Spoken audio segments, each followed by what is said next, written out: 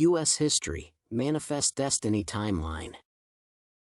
Eli Whitney's Cotton Gin, 1793. In 1793, a Massachusetts man named Eli Whitney invented a machine known as the cotton gin, a device that separates cotton seeds from cotton fibers. Cotton gin quickly became a necessity in cotton plantations, as this device made it possible to produce cotton in large quantities and at a lower cost. Whitney's invention led to a higher demand for slave labor along the southern cotton plantations and thereby created further divisions in America between pro-power states and those that advocated the elimination of abolitionism. Cotton gin created a global cotton industry because the demand for textiles was higher than ever around the world. The dependence on slave labor was tearing apart the fledgling American Republic, leading to the bloodiest conflict in American history, the Civil War. Whitney's machine was, indeed, one of the factors that contributed to the manifestation of the conflict. Missouri Compromise, 1819 to 1821. In 1819, the state of Missouri expressed a desire to join the Union as a slave state. As a result, the controversy between slave supporters and opposers reached a boiling point, as the adoption of Missouri upset the balance between slave and free states. The Northwest Territories Act of 1787 prohibited the spread of slavery in this region of the United States. It stated that all the Northwestern states were recognized as free from slavery. Following the Missouri Compromise, the state was admitted to the Union as a slave state. Along with this, the state of Maine was admitted to the Union as a free one, thus maintaining a balance between the slave and free states.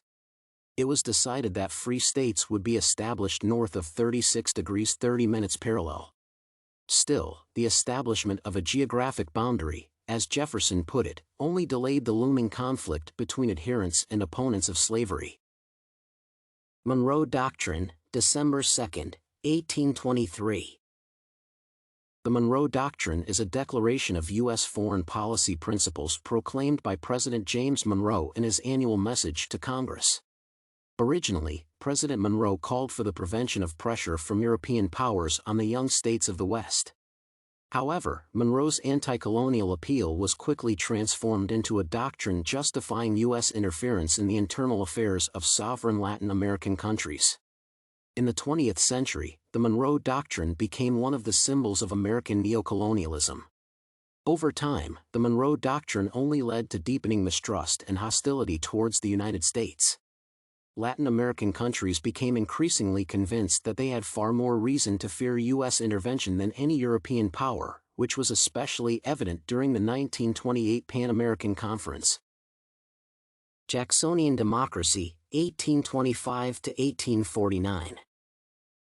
Jacksonian democracy is a term that explains the presidency of Andrew Jackson. Since 1824, he led the political opposition, which became the basis of the Democratic Party. Jackson was able to keep the political situation in the country stable by making concessions to the leading social forces. At the same time, Jackson cut customs tariffs in a concession to the planters. The industrialists of the North did not receive any trade and financial privileges from the president. He believed that maintaining better working conditions and high wages was the key to a constant influx of skilled workers from Europe.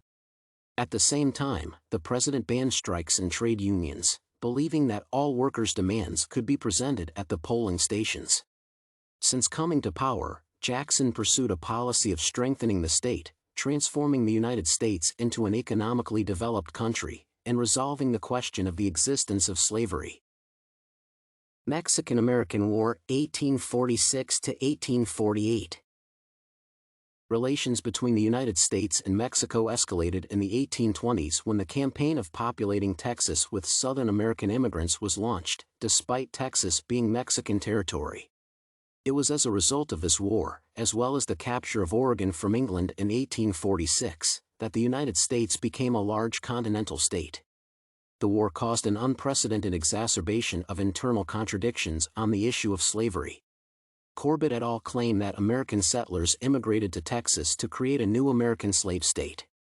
The internal political struggle over the fate of the new territories hastened the approach of the Civil War in the United States. Seneca Falls Convention, July 19 to 20, 1848. On July 19, 1848, a crowd gathered at the Wesleyan Chapel in Seneca Falls. Those gathered became participants in a two-day historic event that quickly transformed the women's rights movement into a nationwide struggle for equality, the Seneca Falls Convention. On the second day of the conference, July 20th, abolitionist Frederick Douglass gave a fiery speech, combining the fight against slavery with the women's rights movement. On the same day, the conference participants voted for the Declaration of Sentiments. The worldwide women's rights movement officially began with this document gaining legitimacy when 68 women and 32 men signed it. This launched a series of events that led to the fact that all women received the right to participate in elections.